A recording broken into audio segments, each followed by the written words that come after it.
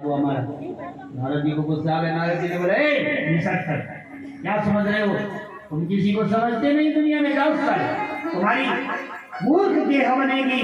और ये जो दृष्टि ज्यादा है ये मगरमच्छ बनेगा और पानी में सड़ता रहेगा। नारद जी के पैर पकड़ लिए, महाराज गलती हो गई है, उद्धार बताओ। बोले जो ये हू नाम का गंधर्व है, ये हाथी की देह पाएगा, 1000 हाथी इसके साथ आएंगे, तुम इसका पैर पकड़ के रखना, तब तेरा उद्धार होगा, नहीं तो नहीं होने का। नारायण आएंगे तुम्हारे उद्धार करने के लिए, जाओ। ओहो, राजा परीक्षित कह रहा महाराज का कैसे हुआ? बोले हुआ ये भूत सवालक नाती रावण के घर दीवान बात। रावण नहीं वैसे आज ये हाथी, हजारों हाथी के सामने इसके नाती पोता परनाती झड़नाती सब एक बनने झुंड के झुंड पड़े हुए हाथी की विशाल काया है। होती है, मैं थोड़ी नहीं देखता हूँ, आप ही देखते हैं, विशाल काया वाला हाथी है। सबका दादा है, किसी का परदादा है, किसी का झड़ दादा है, लेकिन श्राप तो श्राप तो दिया एक को, सबको तो नहीं दिया, उसकी पत्नी को नहीं दिया। हमारा कर्म है, यदि हम श्राप के अधिकारी हैं तो हमें ही भुगतना पड़ेगा। पाप करेंगे तो हमें ही भुगतना पड़ेगा, धर्म करेंगे तो हमें भुगतना पड़ेगा, ये तो निश्चित है।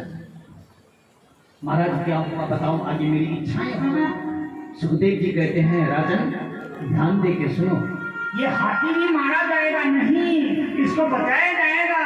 और ये गढ़ा जो बना हुआ है, गज पर ग्राह लड़े जल भीतर, ये इसको पकड़ के रखेगा, तब नारायण भगवान आएंगे और इसका उद्धार करेंगे।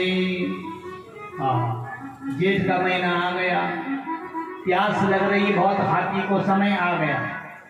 उन्होंने अपने धर्म पत्नी को कहा, उसका नाम क्या है? नारद मत होना, किसी का नाम कमला होगा तो नारद मत होना। कमला, ये कमला, प्यास लग रही है, पत्नी का नाम क्या है? कमला। कमला, प्यास लग रही है, क्या करना महाराज? पानी तो बहुत दूर है। बोले वही तो मैं देख रहा हूँ, पर कोई पानी तो लाएगा ना। हाथी के सूंड में कितना पानी आता है? 40 लीटर पानी। हाथी की सूंड में 40 लीटर पानी आता है, प्रमाण है।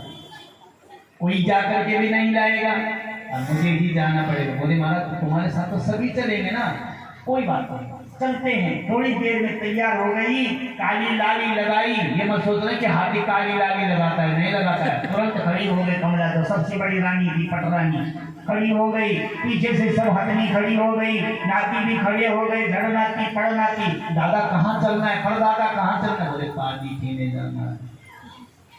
चले गए नदी के किनारे, सब पानी पीने लग गए, अपने अपने प्यास को बुझाने लग गए। जो बड़ा हाथी था उसका पैर धीरे से मगरमच्छ ने पकड़ लिया, जो गंधर्व नाम का, उसने पकड़ लिया।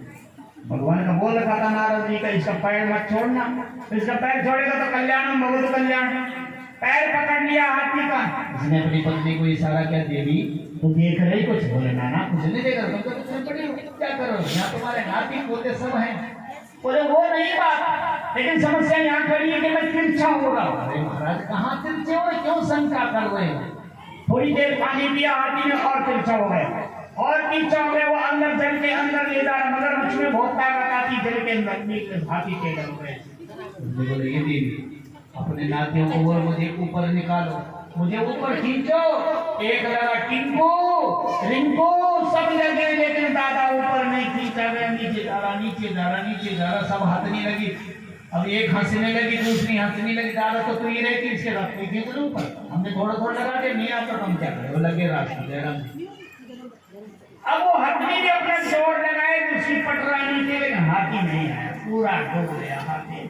उसके बाद उसने हाथ जोड़े कि अब तुम्हारी और मेरी मुलाकात होती कि नहीं होती, मैं भी अपने तिलांजलि तुम्हें देनी चाहती हूँ, अब तुम मुझे नहीं। सब भाग गए, मेरी बस का तुम्हें ऊपर खींचना नहीं। देख लो भाई साहब, ये संसार है, ये क्या है? ये संसार है। इस संसार की जो व्यवस्था है वो अपने कर्मों पे निर्भर है, अपने धर्म पे निर्भर है, अपने कार्यों पे निर्भर है। देखा तो हाथी डूब गया, केवल इतना रह गया, हाथी इतना रह गया। जो भर सूंद रही जल बाहर,